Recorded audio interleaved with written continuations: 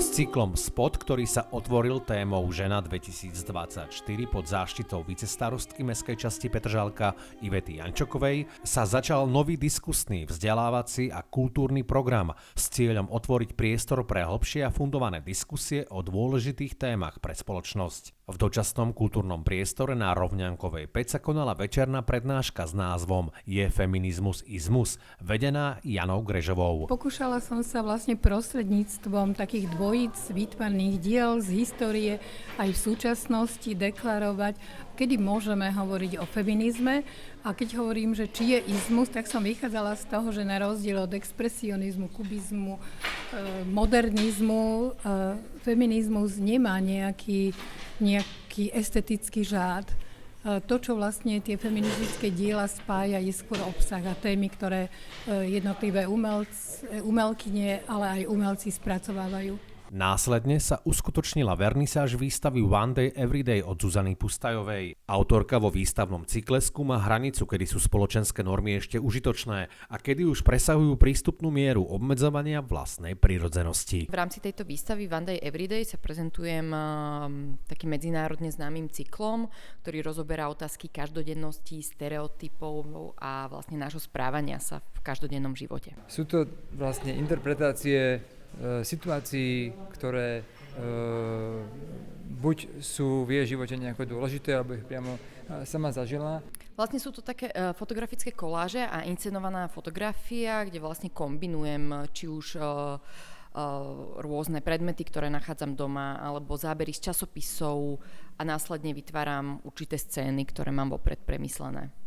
V Dome kultúry Lúky na ďalší deň bol organizovaný workshop a prezentácia knihy s názvom Moderná sebeobrana, ktorý poskytol užitočné informácie a nástroje pre ženy v oblasti sebeobrany a bezpečnosti. Prednáška bude jednak o knihe Moderná sebeobrana, ktorú napísal Pavel a Jasmina Houdek, ale súčasťou tejto prednášky alebo workshopu bude aj také krátke základy sebeobrany, hlavne teda slovnej. Príklad úplne klasický, kedy vlastne stojí žena sama na ulici, príde k nej nejaký muž a niečo od nej chce a žena má strach, nevie ako s ním komunikovať, ten muž môže byť doterný, otravný, tak ako komunikovať v takýchto situáciách, aby tá komunikácia, alebo teda ten kontakt veľmi rýchlo skončil. Na svoje si prišli aj deti vďaka detskému čítaniu rozprávky Niektoré princezné nemusia čakať na svojho záchrancu od hanblivých herečiek. My sa hlavne špecifikujeme na audio rozprávky, čiže nahrávame rozprávky na mikrofón. Môžete nás nájsť napríklad na YouTube, na Instagrame, na Facebooku ako hanblivé herečky. Takže my sme sa snažili aj pri tomto naživo čítaní ako keby zachovať si ten náš rukopis toho, že si vlastne ako džembem alebo ukulele ako keby potvrdzujeme nejaké zvuky, že napríklad keď vlk zaklope, tak zabuchá na dvere poriadne a tak. Program pokračoval oficiálnym otvorením podujatia za účasti vicestarostky Petržalky Ivety Jančokovej. Je to naozaj taký pilot, prvý ročník, verím, že sa to ujme, lebo je podľa mňa veľmi dôležité hovoriť o spoločenských témach. Návštevníkov zaujala aj prednáška Cesta ženských práv od minulosti k súčasnosti s Tunde Lendelovou z Historického ústavu. Dnešná prednáška bude o tom, ako sa vyvíjalo právne postavenie žien počas toho dlhého obdobia, ktoré vieme viac alebo menej zmapovať na základe nejakých historických dokumentov a dokladov. No a budem sa snažiť podať taký obraz o tom, že ktoré veci sa v našej nejakej tradícii, to myslím teraz v úvodzovkách tradícii, zachovávajú a ktoré sme už prekonali. Zaujímavým prínosom bola aj diskusia na tému Žena a telo, moderovaná Michailou Homolkovou. Podľa mňa je veľmi dôležité sa rozprávať o ženách a o ženských právach a o možnostiach a hlavne ešte dôležitejšie v súčasnej spoločnosti. Hlavne sa dostaneme teda k témam, ktoré sa týkajú naozaj pôrodu, pôrodnej starostlivosti a práv pri pôrode.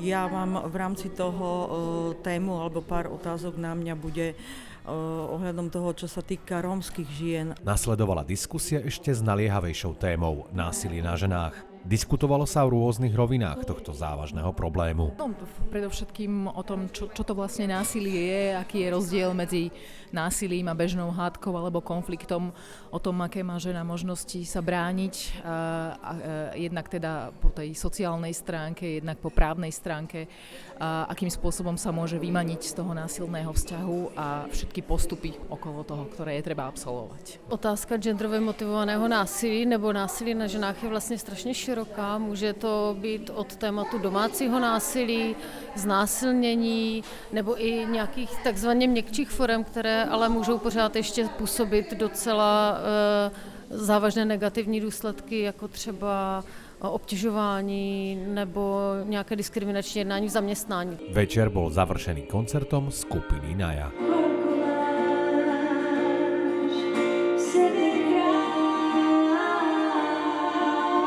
V Dome kultúry Lúky si deti mohli pozrieť aj rozprávku Anna zo Zeleného domu na motívy rovnomenného románu v podaní Bábkového divadla Veteš.